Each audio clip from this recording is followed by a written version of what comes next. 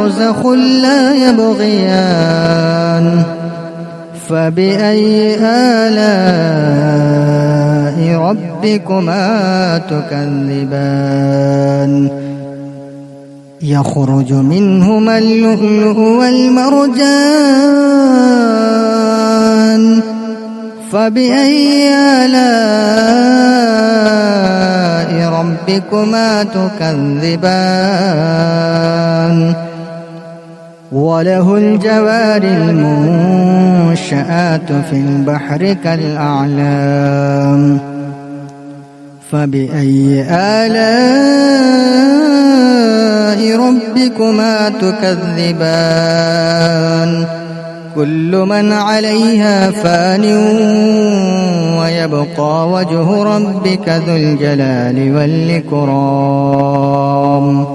ويبقى وجه ربك ذو الجلال والإكرام